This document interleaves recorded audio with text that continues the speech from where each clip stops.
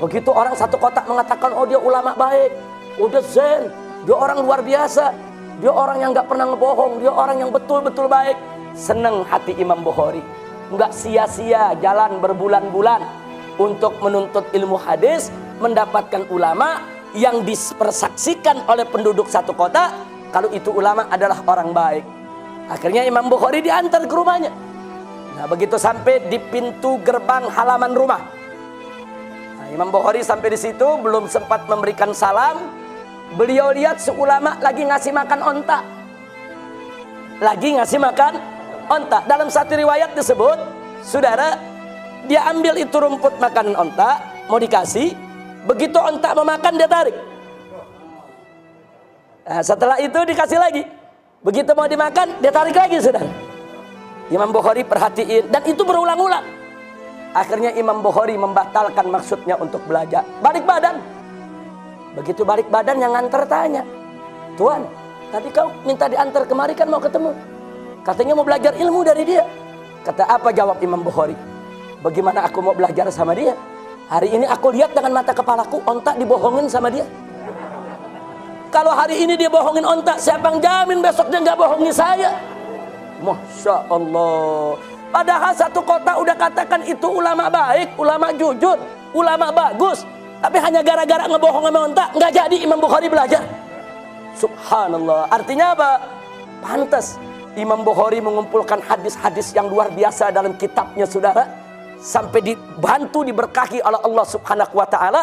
Karena memang beliau sangat hati-hati mengambil riwayat hadis. Diperiksa dulu orangnya, dilihat dulu orangnya. Saudara, enggak main-main. Pantas kitabnya sampai saat ini bertahan. Pantas kitabnya menjadi ashahul kutub min ba'dil Quran. Sebagus-bagusnya kitab setelah Al-Quran, saudara. Luar biasa. Karena memang beliau memasukkan hadis ke dalam kitabnya, enggak main-main. Ya, pertama diperiksa dulu perawinya. Bagus, dia ambil itu hadis. Setelah diambil, enggak main taruh, dia sholat dulu 2 rakaat, saudara. Satu hadis 2 rakaat beliau sholat. Sholat istikharah, minta petunjuk kepada Allah. Ini hadis bagus apa enggak? Ini perawinya ini bagus apa enggak? Nah, kalau sholat istikharah 2 rakaat, hatinya tenang, baru dimasukin ke dalam kitabnya. Hatinya enggak tenang, dia enggak masukin dalam kitabnya. Subhanallah. Nah, karena itu saudara, di zaman sekarang ini penting sekali cara-cara yang dilakukan oleh ulama salaf kita. Seperti yang dilakukan oleh Imam Bukhari tadi. Cari guru hati-hati, lihat perilakunya. Saudara, nggak sampai di situ, istikharah, minta petunjuk kepada Allah. Ini saya ikut pengajian ini udah bener apa belum nih?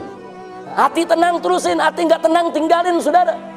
Nah, ini yang penting sekali. Nah, karena itu di zaman sekarang memang penuh dengan fitnah. Maka itu sebelum saya akhiri, saya ingatkan satu hadis. Nabi pernah mengatakan, "Au kama qala Nabi sallallahu alaihi wasallam, sayati zamanun 'alan nas sanawatul khadda'at." Jadi kata Nabi alaihi salatu wassalam, akan datang kepada umat manusia ini satu zaman yang penuh penipuan dan kebohongan. Sanawatul khadda'at, tahun-tahun kedustaan, tahun-tahun penipuan, tahun-tahun kebohongan. Kenapa bisa begitu? Beliau mengatakan, yusaddaqu fihal kadhib. Pembohong di zaman itu dipercaya. Wa yukadzabu bihas shadiq. Sedangkan orang yang jujur nggak dipercaya.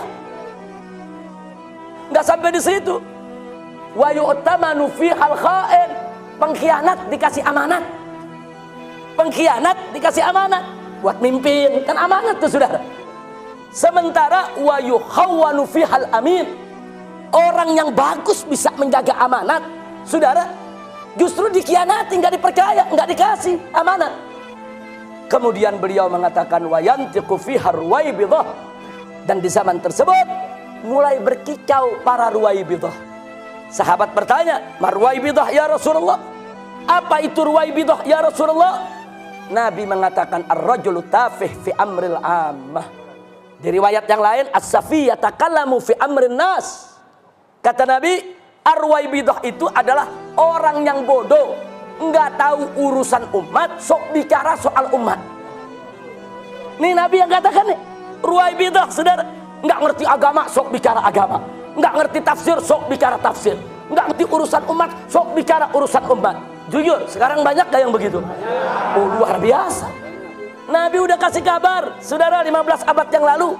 Kalau Nabi memberikan kabar sedemikian rupa, itu untuk agar kita meningkatkan kewaspadaan, agar kita jangan terjebak. Dan tolong diingat, kalau Nabi sudah menyampaikan kabar begitu, ini bukan ramalan. Saya nggak setuju kalau ada mengatakan ini ramalan Nabi. Nggak bisa, Nabi bukan tukang ramal. Oh, ada yang bilang ini analisa Nabi. Enggak, Nabi bukan seorang analis. Loh, kok ditolak? Yang namanya ramalan bisa benar, bisa salah. Yang namanya analisa bisa benar, bisa salah, saudara. Para profesor di perguruan tinggi hampir tiap hari melakukan analisa. Analisanya bisa benar, bisa salah. Ramalan juga bisa benar, bisa salah. Sedangkan yang Nabi sampaikan kepada kita mustahil salah. Enggak bakal salah. Wa ma yantiqu 'anil hawa in huwa illa wahyu yuha. Jadi kalau Nabi udah kasih berita nih nanti bakal begini nih, itu bukan ramalan, itu bukan analis. Bukan. Itu adalah khabarun nabawi. Itu merupakan berita kenabian dan itu merupakan dalilun min dalailin nubuwah. Itu merupakan salah satu bukti dari bukti-bukti kenabian Sayyiduna Muhammad sallallahu alaihi wasallam. Nah, karena itu sekarang kita lihat, saudara, yang jujur dianggap bohong, yang bohong dianggap jujur, yang khianat dikasih amanat, yang mampu, saudara, amanat justru nggak dipercaya untuk diberikan amanat. Inna lillahi wa inna ilaihi rajiun. Ya, termasuk yang di TV yang teriak-teriak. Nggak boleh ada menafsirkan Al-Quran. Yang paham tafsir Al-Quran hanya Allah dan Rasul. Suruh dia ngomong mebeduk yang nggak bisa jawab. Kalau dia ngomong mebeduk nggak bisa jawab. Nah, kalau dia ngomong sama Ustadz Abdullah Jaidi, Ustadz Zaid Bahmid, Ustadz Taufik ngomong sama kita, ya kita bisa jawab. Kita keruak mulutnya. Ngomong seenaknya. Kalau ulama nggak boleh menafsirkan Al-Quran, berarti semua kitab tafsir mesti dibakar dong.